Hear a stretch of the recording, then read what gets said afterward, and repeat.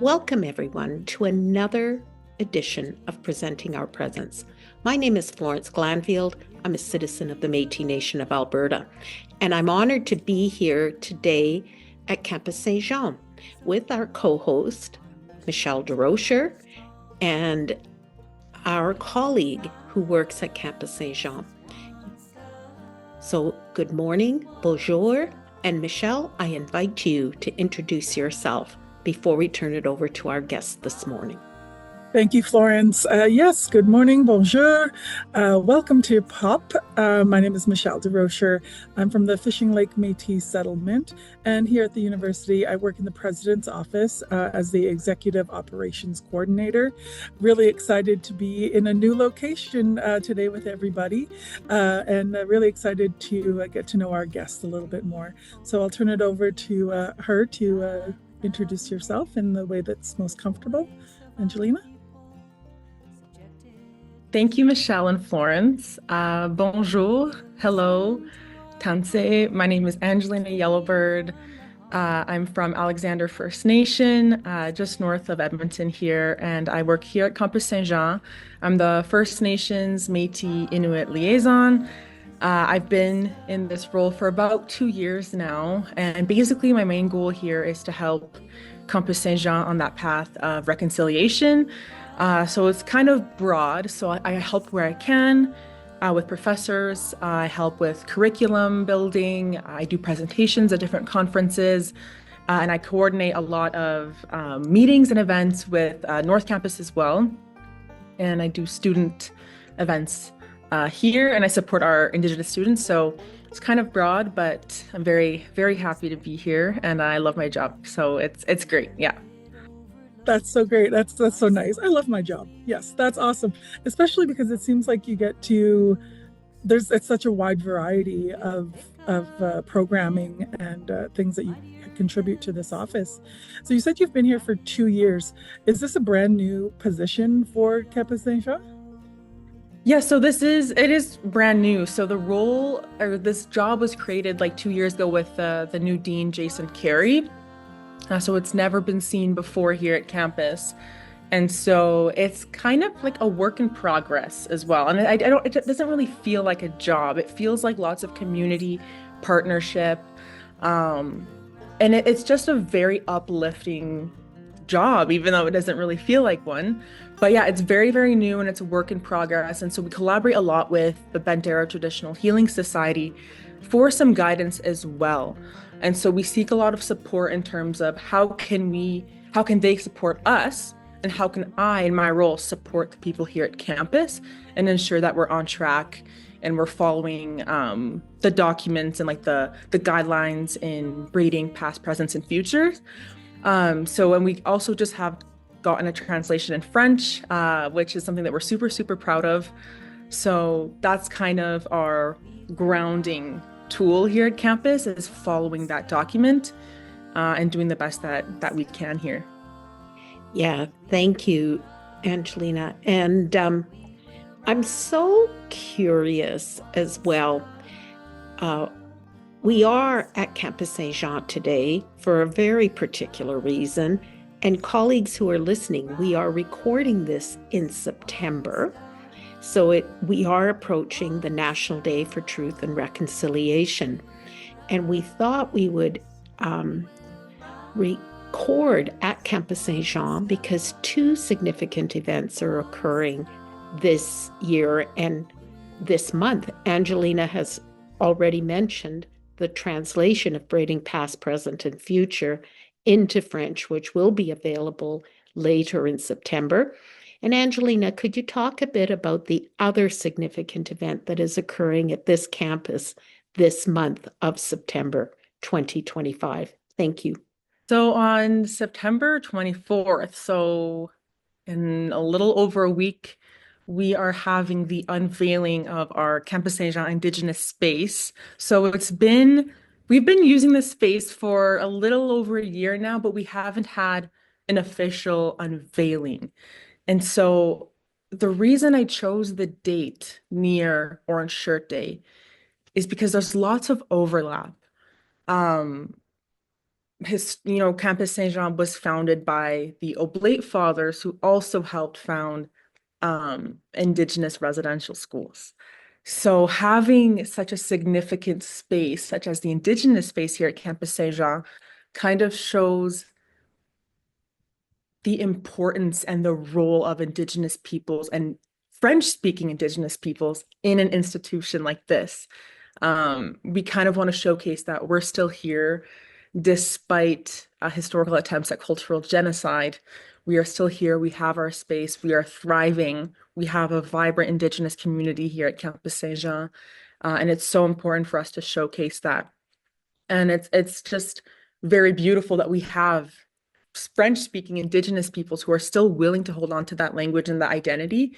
And we just really want to showcase that here. So that's why I specifically picked September for that event. And yeah, I'm really looking forward to it. It's going to be very important. Lots of pictures, lots of networking with people, talking over tea, snacks, bannock, so it's going to be a really good event for sure. Thank you so much, Angelina. What a wonderful opportunity and a celebration for this campus and this campus community. And Angelina, I wonder, you've talked a bit about your professional role. What is the story you tell about how you came into this work yourself? How did you arrive in this role of First Nation, Métis, Inuit liaison? So that's a great question, actually. So the person that had this role before I did was actually my sister. So I was still a student at North Campus. I was maybe 3 years into my Bachelor's of Arts in Criminology. And so before that, I was a research assistant, also here at Campus Saint-Jean. I knew some professors here, and so one of them asked me if I could help them on a pretty big project. And so I did that for a while. And then when that contract ended, I didn't really have a job and I wasn't really making money. And my sister wanted to do a master's in Native Studies, also at North Campus. So she was like, well, I don't know if I can dedicate so much time to this role of being the First Nations liaison, Métis Inuit liaison, sorry, here at campus. So Jason actually said, well, do you know anybody that would be really willing to take on this job, and someone who's obviously Indigenous, who has lived experience as well, and can kind of be, that fit for the role? So my sister goes, no, I don't really know. And she's like, oh, actually, no, my sister. My sister could actually do this. And I was like, well, I don't know if I'm really qualified. And my sister goes, well, you're Indigenous. You have lived experience. You're educated. You are in school, like you are qualified for this role. So I was like, okay. So Jason, Carrie, the dean here, set up an interview with me. And so we decided, okay, you are a good fit. Just start, I guess. So I kind of just started shortly after that. And it's been great. It's been really fun, made really great connections. And yeah, that's pretty much thanks to my sister. That's kind of how I got this job.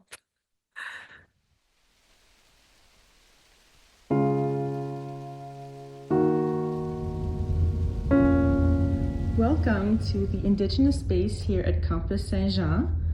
So I'm going to give a little bit of a tour and kind of show off some of the nice pieces we have laid out here. So we'll start off with our round table that was inspired by the Sperber Library at North Campus. So here's a picture that we have of all the contributing members to this space. From left to right, we have me, Angelina Yellowbird, the current First Nations Métis Inuit liaison here at Campus Saint-Jean. Selena Yellowbird, our former First Nations Métis Inuit liaison. Keith Franklin and Cindy Godet, one of the professors here at campus, both Métis as well. We have a beautiful Métis sash here, our beautiful medicines. Here we have our tobacco, of course, sage. We have some lavender, a braided sweetgrass, and more medicines here. And back here, we have a calendar called Stories from the Cookums. And then some nice handmade coasters over here for our teas and coffees when we have guests here. Back over here, we have a beautiful buffalo cross blanket. Of course, these beautiful Leodorian pieces.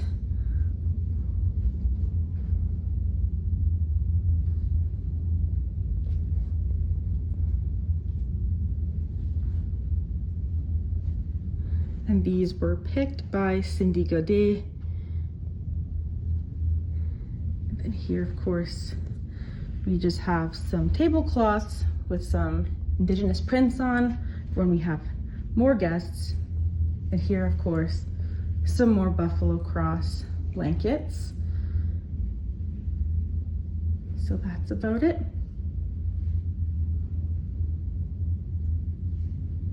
That's so funny. I think that's so sweet too that she realized that you would be a good fit just based on your experience. And I think we talked about this earlier, you and I, Angelina, about Indigenous people who speak French. And I'm like, oh, that's that Métis. That is the Métis people. There's a lot of them. We talked about our mutual friends that we have, Paul Guro, and speaking French and in the community. And it made me now you're talking about like your sister and your connections that way. So when you have the upcoming event, is it is it kind of like a family event for you? Like, do you have a lot of connections to this campus because of the French speaking Indigenous group? Is that like a family for you as well? So that's also a great question. So I don't have direct family. So in both senses, I have kin, I guess, people I've made very good connections with that I would also consider family. There's some students here that I've known forever. Like my brother's best friend goes here, he's Métis. So he's very close to us. And I've made, Cindy Godet, I would also consider her, kin, we're very, very close. But in terms of that blood or like directly related, I don't really have like any blood related French speaking people besides my mom's side, which they aren't Indigenous, but besides that, no. But I've kind of grown, like I've kind of developed a sense of family with the people that I work with. Like Keith Franklin, he's a great guy. He's Métis, he works here. So it kind of feels the same. We have this nice close-knit community here. And I've invited a lot of community members that aren't from campus to be at this event as well, because I think that kind of boils down to why we're doing this. We're building relationships. That's so important in this role is relationship building and that relationality and looking out for one another and building each other up. And that's what's so important. So I invited a lot of community members to attend the unveiling of the space because that's truly what it's about is community and yeah, lifting each other up. So yeah. Yeah, I really appreciate that, Angelina. And I was thinking about sort of the story I tell. I identify as Métis, um, and my mother is what my late mother was, sort of fifth generation Métis, and her grandparents, like my maternal grandmother would talk about how they spoke Cree and French. So there was this sensibility about the relationship on my maternal grandmother's side. And then my maternal grandfather's side, they were the Scottish Métis. So they were part of the Scottish fur traders who fell in love with beautiful First Nation and Métis women. That's the story I tell. When I first started school, though, I attended what we would now call a Francophone school in a small community in rural Alberta. And it was really interesting because at that time, the priest was the principal. And they said to my parents, well, the instruction is in French. She could join the school. Are you okay with the instruction being in French? And my mother said, yes, because in her experience, her grandparents or her family did have the French and Cree piece of it. So there is this community of Francophone Indigenous humans, right, across not only Alberta, but across this place we call Canada. So I think this space at Campus Saint Jean has the potential to invite all of those humans, Anglophone as well as Francophone, into this community. And those of us with Francophone roots and, connecting to the French language. Yeah, thank you. So does a day look like in your work life, Angelina, as you begin to build these relationships? Because you are the First Nation Métis Inuit liaison. What does that mean for this campus?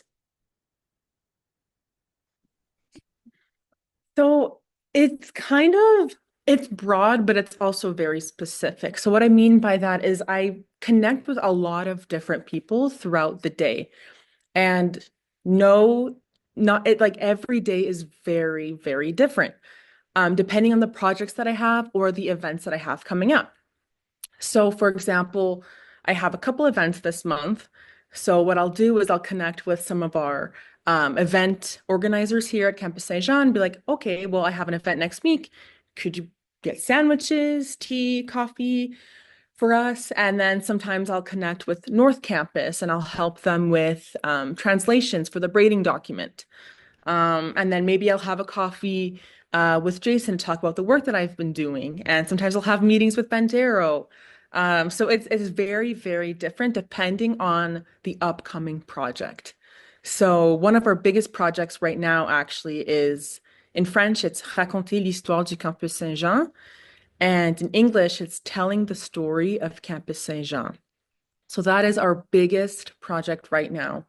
And essentially, it's about bringing together the Francophone community, which doesn't include Indigenous identity, so just the Francophone and Indigenous community members, so French speaking, non-French speaking, to come together, sit in a circle. Well, initially, we'll have a blanket exercise and then sit in a circle and talk without interruption about our own experiences, stories, and perspectives on different contexts related to Campus Saint-Jean. So that's our biggest project. We've been working on it for the past 5 months now. And I don't foresee that will be done before December. Because after that, we want to have kind of an interactive showcase of what we talked about. So kind of like an interactive museum, quote unquote, in our other building where you can kind of tap a screen or something and you can see the history of Campus Saint-Jean kind of unfold before you. So that's kind of what we're working on. So yeah, it's a huge project, but it's a very important one. Wow, that's so very exciting. I just want to talk a little bit more about that project because one of the things that I've learned is that there was a very significant Indigenous leader who was educated here as an oblate priest. And that is the late Joseph Couture, or the late Dr. Joseph Couture. And I would invite you to explore that relationship as well, because the late Dr. Joseph Couture studied as an oblate priest here and then pursued eventually a PhD in educational psychology at North Campus and did serve as a priest for a number of years, but also set up the Indigenous Studies program at Trent University, and then returned to this city of Edmonton and this place now called Edmonton, and really was deeply involved in sort of the work within the church and within the broader community. So I would encourage you, as part of this journey, to learn a bit more about the late Dr. Joseph Couture. And a few years ago on North Campus, I participated in a launch of a book of his writings. So it might contribute to your the narratives that are also this work that you're doing with this big project. It sounds very exciting. Thank you. Can I just leave one more question then? Yeah. So, Angelina, and how is it that you begin to build relationships with the Indigenous students here? Because you talk about, like, when I think about your role, you've talked a lot about engagement with different communities. So you have Indigenous students at Campus Saint Jean, and you have students who were not raised in this place we call Canada. So I imagine your role also involves building relationships with both the Indigenous student population and non-Indigenous student population. So take up whatever you'd like and talk to us about how that work is unfolding. Thank you. Yeah, so yeah, you said it perfectly. I really target both communities, so Indigenous and non-Indigenous. So for the Indigenous students that we have here, last year I organized a lot of tea and bannock sessions with our students where they could just come in here, have some tea, have some bannock, talk about whatever they wanted. So it was a very social event where I got to know students one-on-one. Then I would ask them, what kind of events would you like to see this year or next year that pertains specifically to Indigenous storytelling or teachings and whatnot, or even non-Indigenous centered events that aren't centered on teachings. And so they would fill out a document and they would kind of talk about that. I helped lead a project on student mental health here for Indigenous students and how we could be more advocates for them and how we could also assess their mental health from a more Indigenous perspective, so more tailored to culture. So we talked about, would it be important for there to be an elder here that you could talk to on the regular? So things like that. Whereas for the non-Indigenous community, so we have a huge population of international students, which a lot of them come from Africa and specifically the Côte d'Ivoire. In English, that's Ivory Coast, I believe. So they would attend a lot of Indigenous cultural celebration events that I would have. So last year I'd have some dancers that would come, some drummers, some singers. We had Kulina, which is a Métis owned restaurant that came here and kind of gave some wild rice pudding and gave their services to us, fed us for the event. So some Métis food, which was so good. And then last year I had an Indigenous community member from Bent Arrow for the Orange Shirt Day talk about her story and how she was impacted by the schools and intergenerational trauma. And so we had a circle and then a smudge to kind of debrief after. So a lot of international students came to that, and they are very, very interested and passionate about Indigenous cultures in Canada. So I have no problem sharing my knowledge or my culture with people who are so interested in learning about it. And I think what's so important is to feed that curiosity, especially when that curiosity isn't harmful curiosity. So that's so important. And I think people who are so interested in knowing more, we have to advocate that curiosity. We have to push for that because those people can then become allies for us. And so that's what I'm interested in doing, and I love that. Again, that boils down to that community, right? There's no need for division if we can all have a common understanding of certain topics or a passion for certain things that we can all bond together on. I think that's so important to feed into that. Thank you for sharing that. Just the couple of words that I picked up on there, something that you and I talked about previously is that division. So we had talked about how um, even myself, I'm like, oh, I have a very French name. I don't speak French, but I think, and I'm Métis. So I'm like, there's so much about me that should be French that it was just not. Because I speak English and I've always spoken English. My great grandfather spoke Michif, which was a combination, right? And but we were talking about how I I I told you I thought this would be a really unique experience because we don't often think about our Indigenous family and friends who are Francophone. And there is a community for that group, and it is here, and that's wonderful. But we did talk about a bit of that kind of division about like a Francophone community not quite understanding the Indigenous Francophone side of things. So is that something that you feel like has really kind of you've kind of bridged the gap over here with things like that? Yeah, so that's a great question. And I think I want to start also by talking about my own experience. So I grew up going to Francophone schools, where Indigenous students were not really that part of students' like identity wasn't really nurtured or kind of, I don't want to say catered to, but really advocated for and kind of recognized. So I grew up not feeling Indigenous enough and also not feeling Francophone enough. So that was a struggle I had growing up, because there weren't a lot of kids like me where I went to school.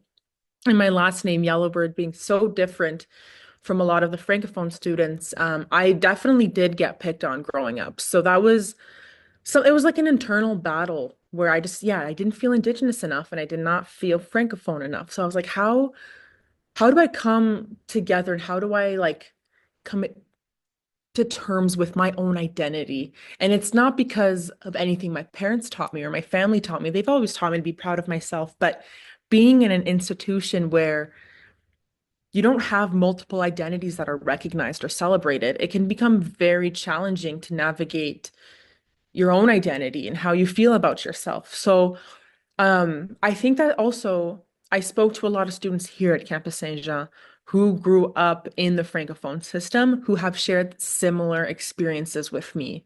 And that resonates with me. And that is what kind of drives me to keep doing these events and to keep communicating with these students and to advocate for them and to do presentations that advocate for their voices, because I know that struggle all too well of growing up feeling not good enough, especially when you have mixed identity. It can become very, very challenging. And so I think what's difficult is understanding if I'm having an impact on students or not, because I'd like to say that I am. But one thing I think that would make me feel as though I'm having an impact is if I see these students continue to speak French while also celebrating their culture, going to powwow, or if they're Métis, trying to learn Michif, let's say, or connecting with their community and going back to family and to learning where their roots are from. Because a lot of our students don't really know where their roots lie, where their families lie and their stories. And of course, that goes with, colonialism and attempted cultural genocide. That it's a long, long history. So there's reasons for these things, but I think I'm trying to really, really bridge that sense of Francophone identity and Indigenous identity because they're very real. There are so many communities in Canada that speak French. Um, and I think that you can't have one without the other. I mean, it's intersectionality. It makes us who we are, And I think if I can advocate to push that Francophone language in our students to keep speaking French while also practicing their Indigenous cultures as well, I mean, that would be awesome. It's amazing. That's what I would have liked to have growing up in the Francophone school system. Yeah, you're really reminding me of a couple of family members that I know very well who actually belong to that same intersectionality group, right? And participated in the Francophone K to 12 system and are Métis. And when you shared the experience of not having it sort of recognized within the school, the K to 12 system, their identities recognized, right? That complexity of understanding who you are and your identity. So, Angelina, could you tell us a little bit about how you came to understand this intersectionality within yourself? You mentioned your parents encouraged you to be proud of who you are, but how did you personally navigate these spaces of coming to understand as being a First Nation human who is also Francophone, well, bilingual as well, right, in terms of French and English? So I'm very curious about this, if you don't mind sharing. And of course, it is your story to tell. So whatever you're comfortable saying. Thank you. So it actually it took a little while for me to fully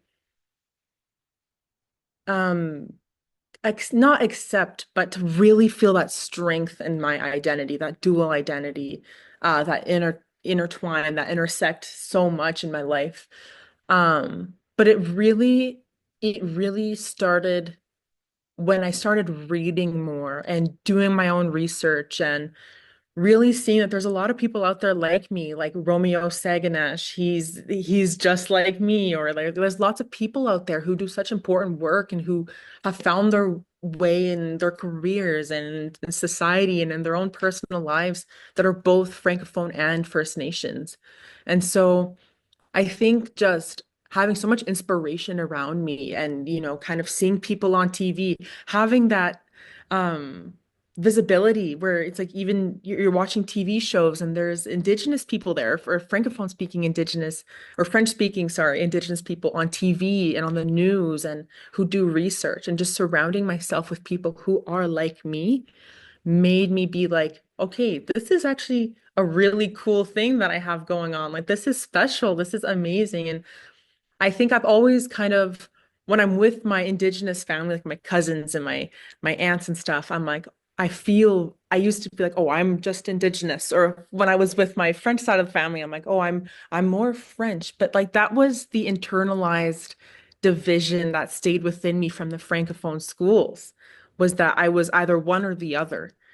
But being surrounded by people who embrace both of their cultures and their backgrounds and kind of intertwine those two. And that's what really, really helped me with all this, especially talking with Cindy Godet a lot. Like she's a French-speaking Métis person. And that for me is seeing as someone as successful as her, that I can speak with all the time. And like, that for me is so, so important. And that's really what got me to full force appreciate and love the identity, and not saying I never did, but to really disassociate myself from what I internalized and learned from Francophone schools. So yeah. Well, thank you so much. Merci beaucoup. And I'm conscious that we are coming up to about the end of our time, Angelina. So grateful that you have shared the experiences that you've had at the work that you do. And it's just such a gift to be able to meet you and get to know you a bit better. I also really appreciate how you've taken us on a tour of the space. And thank you for the welcoming environment and for welcoming me into this space. I very much appreciate that. I'll turn it over to Michelle, and then you will be invited to end off this episode in whatever way is most comfortable for you. Thanks, Florence. Yes, thank you so much for inviting us in, for sharing your personal story, for sharing your work. It's I'm really looking forward to seeing how things shape up for Campus Saint-Jean and the Francophone Indigenous communities that are coming together, and the work that they're going to do, and the community that's going to be built through that project. So yeah, really looking forward to seeing that, and wishing you all the best over here at Campus Saint-Jean. I have never been here before, so this is very exciting to come in, and I'm like, oh, it's a good thing I took French from grade 1 to 6. I can read the signs. That's about all I've got. But thank you again so much, Angelina. We really appreciate you. Hi. I'll let you close us out. Yeah, thank you so much, Michelle and Florence, for having me and really giving me the space and like the platform to talk about what I'm doing here. And it's really important for me to kind of get that message out. So hopefully the right person will see this and be like, maybe Campus Saint-Jean is the place for me.